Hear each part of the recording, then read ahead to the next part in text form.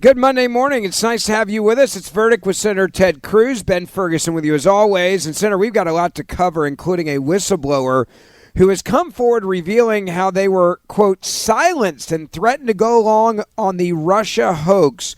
This another bombshell in the unraveling of the deep state.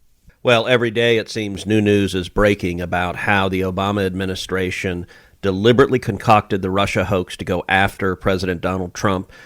And how they lied, how they knew they were lying. We now have evidence that the intelligence community for months had concluded that Russia was not attempting to hack the election, and yet they deliberately lied for political purposes.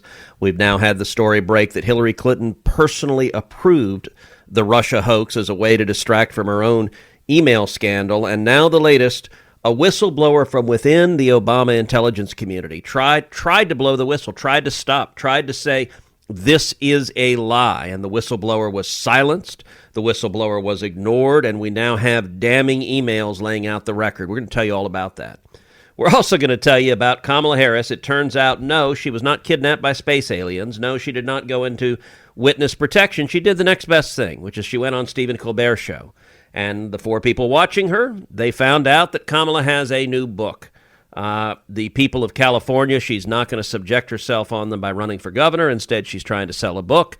And of course, she's with Colbert. We're going to tell you just how pitiful that was. We're going to cover both of those on today's pod. I want to talk to you real quick, though, about something that's really cool, and that is, how would you like to have make a difference standing up for what you believe in with something you use every day, your cell phone? I know there's a bunch of choices out there for your cell phone company, but there is one that boldly stands in the gap for every American that believes that freedom is worth fighting for. And that company is Patriot Mobile. Now, I want to give you a free month of service when you switch. I'm going to tell you about that in a moment. But what really is amazing about Patriot Mobile is this. Not only do they outgain the competition when it comes to technology, but also with coverage. Patriot Mobile is one of the only carriers in the nation with access to all three major U.S. networks. What does that mean for you? Amazing nationwide coverage, along with the ability to have multiple phone numbers on different networks on a single smartphone. It's a game changer. They also offer unlimited data plans, mobile hotspots, international roaming, internet backup, and so much more. Switching is easier than ever. You can activate minutes from the comfort of your home, keep your same number you've got now, keep your phone you've got, or upgrade to a new one. So why not switch? Because when you pay your bill, that's where the magic happens. They take about 5% of your bill every month at no extra cost to you, and they give it back to organizations that support our First and our Second Amendment rights, the rights of unborn babies, and they also stand with our military, our veterans, and our wounded warriors. So with every call you make, you're making a difference. So stop giving your money to companies that hate your values. Go to patriotmobile.com/verdict. That's patriotmobile.com/verdict or 972-PATRIOT. And use the promo code VERDICT for a free month of service. That's promo code VERDICT for a free month of service. patriotmobile.com/verdict or call 972-PATRIOT. All right, so let's get into this big story, number one, Senator, and talk about this whistleblower and what we've now learned. This whistleblower revealing they were apparently threatened to go along with the Barack Obama-directed Russia hoax. Well, here's what Tulsi Gabbard tweeted out to the world. Quote, new. Whistleblower reveals how they were threatened by a supervisor to go along with the Obama-directed Russia hoax intelligence assessment, even though they knew it was not credible or accurate. The whistleblower refused. Yesterday, we released the whistleblower's firsthand account of what happened in the crafting of the January 2017 intelligence assessment, their years-long effort to expose the egregious manipulation and manufacturing of intelligence carried out at the highest levels of government, and the IC, detailed in our previous releases, and how they were repeatedly ignored. Thank you to this courageous whistleblower and others who are coming forward now, putting their own well-being on the line to defend our democratic republic, ensure the American people know the truth, and hold those responsible accountable. And then read the whistleblower's explosive story with emails here. And she links to the entire story. We're going to go through it right now, but it is this is damning, and there is a reason why under Joe Biden they did everything they could to cover it up. Here's what the whistleblower says. Quote, for the new 2017 ICA, I was directed by blank to focus on Russian attempts to access U.S. election-related infrastructure. IC reporting suggested many Russia-attributed IP addresses were making connection attempts that the IC could not explain the purpose of. Later, when presenting, it's blocked out who, with our findings, blocked out person, directed us to abandon any further study of the subject, saying, quote, it's something else. In light of later development in open source reporting, I came to have concerns about this Russia-attributed cyber activity and the abrupt dismissal of the study effort. In addition, I noted other nations' efforts to influence the 2016 presidential election, but this critical context was omitted from the 2017 ICA. During conversion of the 2017 ICA to classified and unclassified versions, key context was not included, and I was pressured to alter my views on the 2017 ICA's key judgments with the expressed intent by, and the name is blacked out, that my concurrence was sought to enable, name blanked out, to sway the views of the Defense Intelligence Agency. The narrative goes on. Between 2016 and 2022, through first-hand involvement, I became aware of multiple events that may have represented the use or attempted use of national security authorities to influence domestic politics.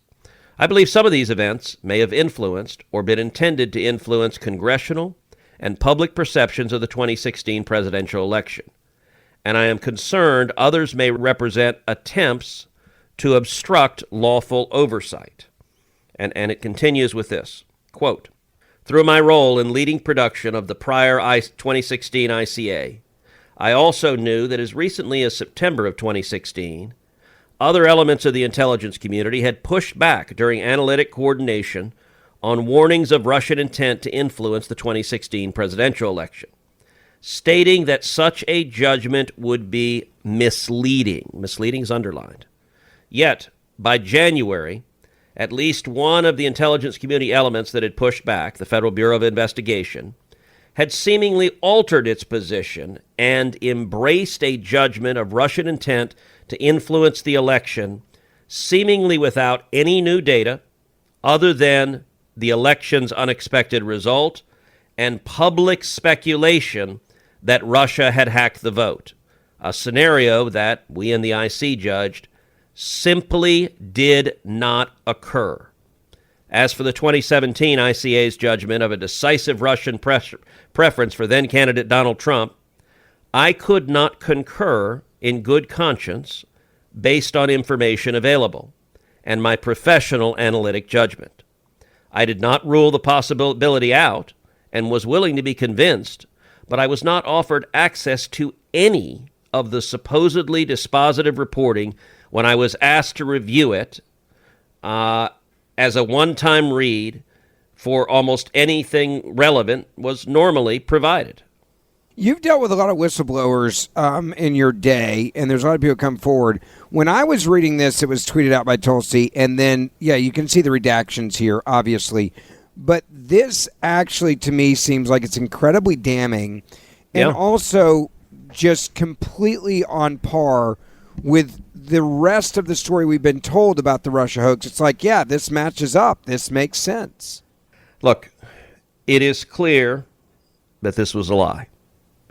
It is clear that Barack Obama and the entire intelligence community who peddled it to the American people, they knew it was a lie.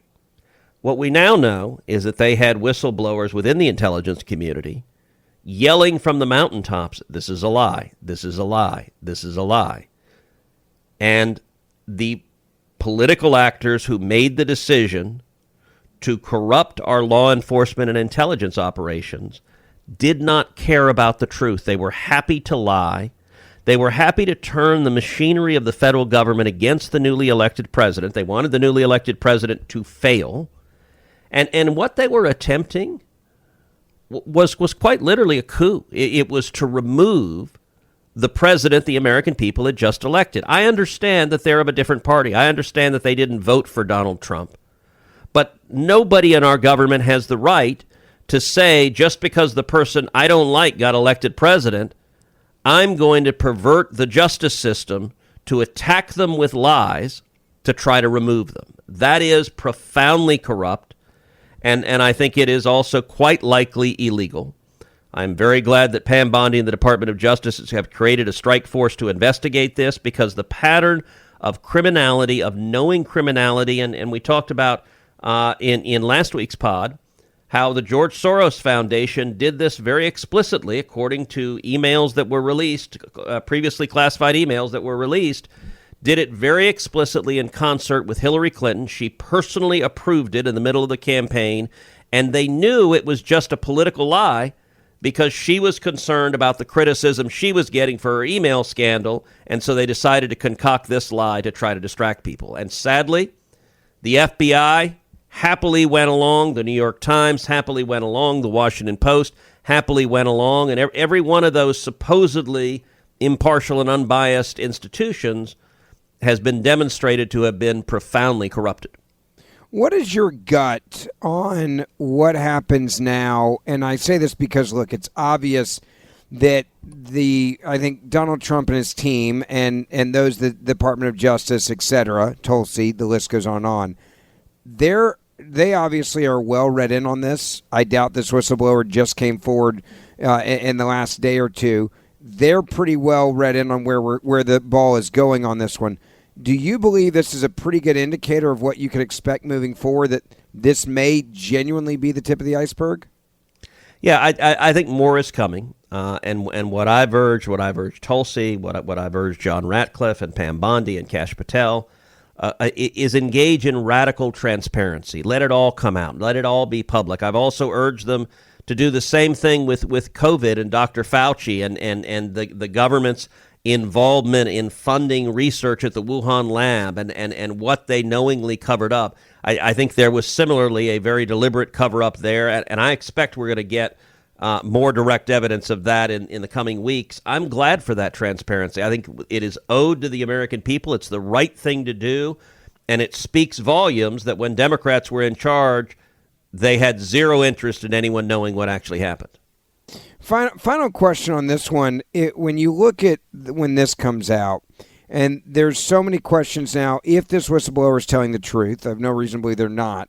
But is this also going to encourage others to come forward too? A lot of times we'll see the dominoes come out. Look, I hope so. And Tulsi's tweet references other whistleblowers coming forward, so there may be others as well.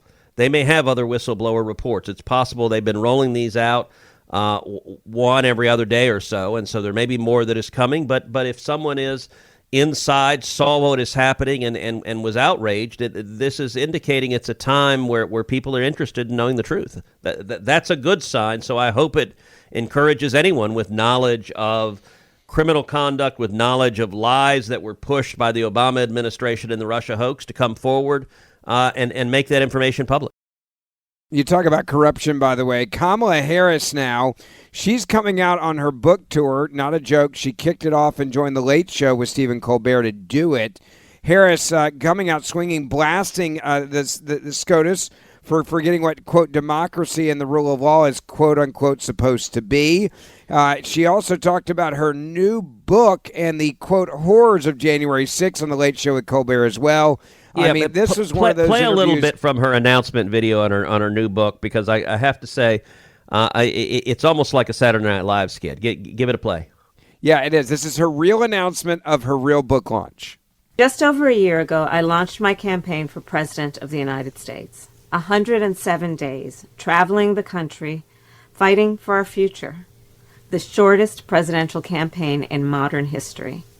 It was intense, high stakes, and deeply personal for me and for so many of you.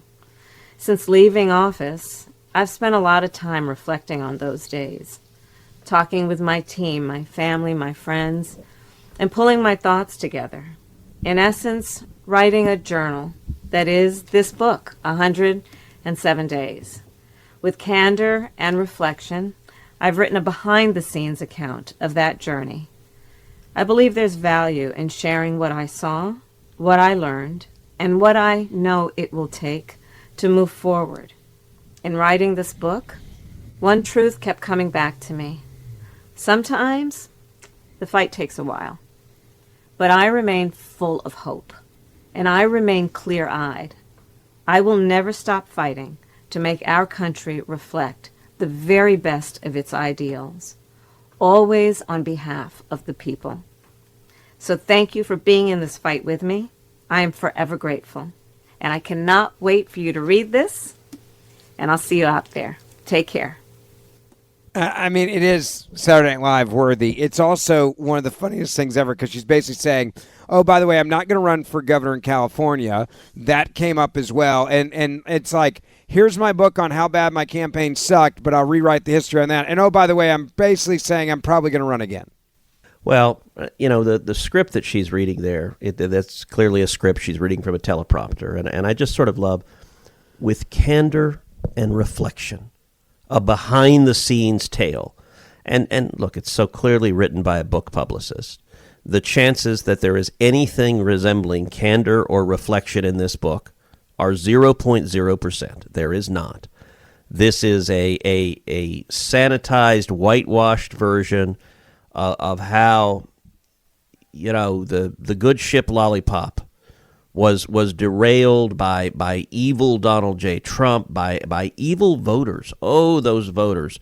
And I got to say, it's interesting how little candor and reflection Kamala has. I want you to listen to her with Stephen Colbert. And if there is an even less gracious, kind, balanced, normal person on TV than Stephen Colbert, I don't know who that is. This is one partisan shrill to another, but listen to how neither one of them has learned anything from the 2024 election. Give a listen.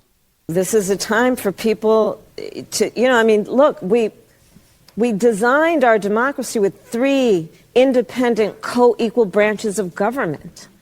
I mean, when you see that the president of the United States is trying to get rid of the Department of Education, and Congress has the role and responsibility to stand in the way of that, and they're just sitting on their hands and then they go on recess because they don't want to deal with transparency? Yeah. And the Supreme Court says that he can ignore a law that established it. Yeah, but the Supreme Court, we knew what they were doing. Remember, I talked about it in 107 Days. I don't put that in the book, by the way. This is an exclusive. This is an exclusive for the Stephen Colbert Show. But the Supreme Court basically gave whoever would be president, when I was in the campaign, I talked about immunity. We talked about that. So we're not surprised what the Supreme Court is doing, and God thank those members of the court who write brilliant dissents and remind us of what the democracy and the rule of law is supposed to be. You hear that, and it's like, what are you even talking about? There's so much in what she's saying that is incoherent and wrong.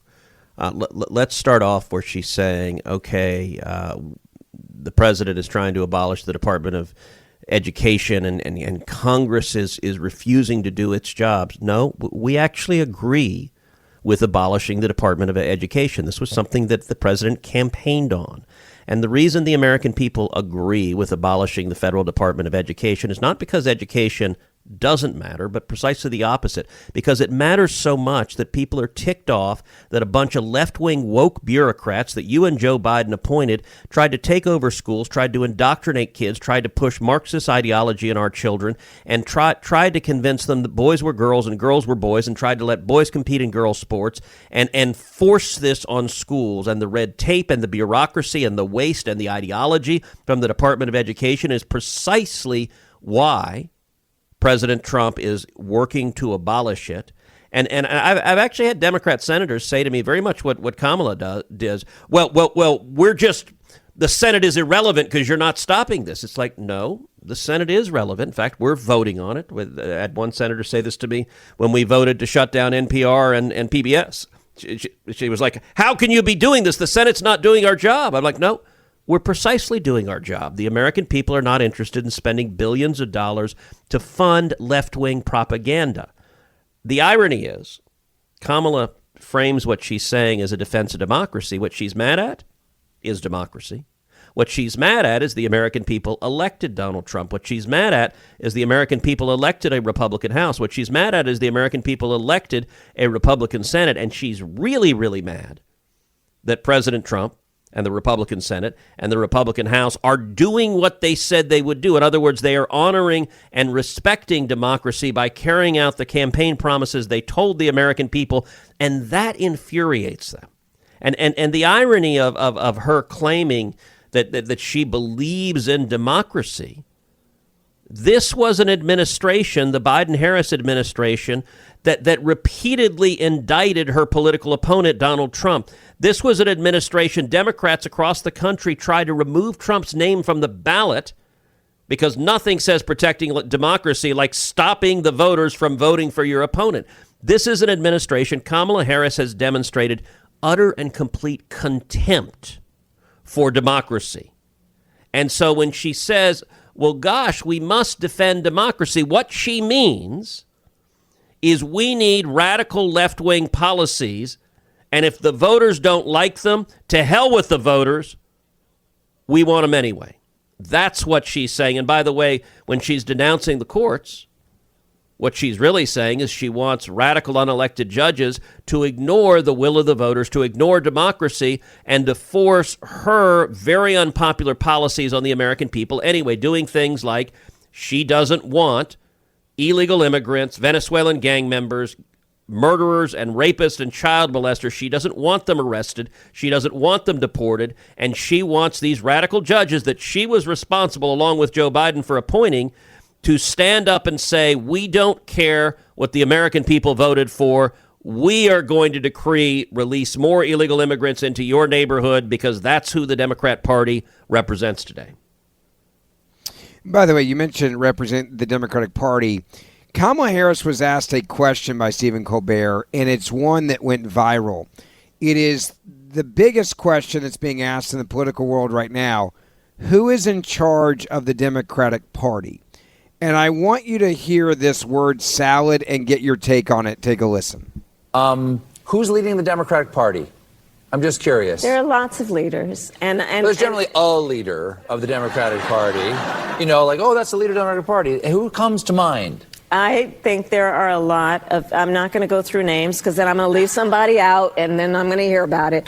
But let me say this. I think it is a mistake for us who want to figure out how to get out and through this and get out of it, to put it on the shoulders of any one person. It's really on all of our shoulders. It really is. All of our shoulders. It's not a great answer, is it? Well, look, I actually have a little bit of sympathy for her because there's no way to answer that. The real answer is there is no leader of the Democrat Party. They are leaderless. They are rudderless. They are running around like chickens with their heads cut off. Look, who would you say? You could say Chuck Schumer, but Chuck Schumer's not leading anything. He's utterly terrified of AOC. Whatever AOC and the squad demands, that's what Schumer does. So she's not going to say Chuck Schumer because the audience would laugh. If she said Chuck Schumer, they'd laugh. If she said Hakeem Jeffries, most of them would say, who's that? Like, he's not leading anything. He's just in the House. And in both the Senate and House, Schumer and Jeffries are essentially just embodying rage and hatred to Donald Trump. They don't have an agenda beyond open borders and lawlessness and hatred of Donald Trump. That's the entirety of the Democrat Party. And then beyond that, you've got all their ambitious governors. You know, Gavin Newsom is desperately trying to be super liberal and super moderate and whatever you want and slick and all around. And suddenly he knows boys aren't girls until tomorrow, and then boys are girls. But she can't say him either. And so there is no answer she can give because this is a rudderless party. And to the extent there is a leader, it is the pro-Hamas contingent. It is AOC. It is Ilhan Omar. It is the extreme left-wing squad that is driving the rest of the party and that everyone else in the party is terrified of. Yeah, it's amazing. It is actually fun for once to watch. The Democratic Party, from top to bottom, be in just complete and utter disarray. Because let's be honest, usually it's Republicans. You got to play one more clip. You got to play the clip when Colbert asked if she was running for governor. Yeah, this is amazing. Take a listen. Today, you made an announcement that you're not running for the governor of California. Correct. Yeah. You said you're going to sit this one out. Why are you sitting this one out? Are you saving yourself for a different office that might be? No. Obviously, people project onto No, you their I hopes and understand. dreams. And honestly, that it's more perhaps basic than that. Listen, I am a devout public servant. I have spent my entire career in service of the people.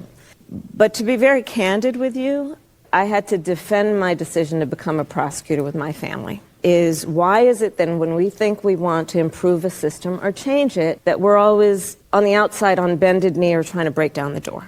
Shouldn't we also be inside the system? And that has been my career. Recently, I made the decision that for now, I don't want to go back in the system. I think it's broken. I think it's broken. You can't make that up either. But you know what's broken about it? What is that? That she lost. That's her whole definition of whether the system is working or it's broken. It is broken because the American people voted for Donald Trump and not for Kamala Harris. It is broken because the American people voted for a Republican Senate and not a Democrat Senate. It is broken in her view because the American people voted for a Republican House and not a Democrat House. In her view, democracy, the system only works when she and other left-wing lunatics are in power. That's how she defines whether it's working or whether it's broken. It is 100% about power. And look, part of why, to be honest, you and I, we don't listen to Stephen Colbert, and we very rarely listen to Kamala Harris. The reason why we're playing this exchange is because it really does show that there's not a moment of reflection, what she had in her book promo about candor and whatever. There's none of that. She continues 4 years of a disastrous agenda. Open borders, 12 million illegal immigrants, the worst illegal immigration in our nation's history. She takes no responsibility for that, doesn't acknowledge that. Abandoning all of our friends and allies, going from peace and prosperity to 2 simultaneous wars across the globe. She takes no responsibility for that. The Democrat Party becoming rabidly anti-Semitic, her funders funding violent anti-Semitic riots on college campuses. She takes no responsibility for that. There's not at all an acknowledgement of, gosh, people voted for Donald Trump in significant part because they were really, really, really unhappy with the radical policies that Joe Biden and Kamala Harris put in place. No acknowledgement of that at all. And their view, the system is broken. Why? Because the democracy is functioning. To her mind, if the voters can vote her out, the system is broken. That is the essence of the contempt that today's Democrat Party has for big D democracy. Don't forget, we do the show Monday, Wednesday, and Friday, so hit that subscribe or auto-download button wherever you get your podcasts, and the Senator and I will see you back here in a couple of days.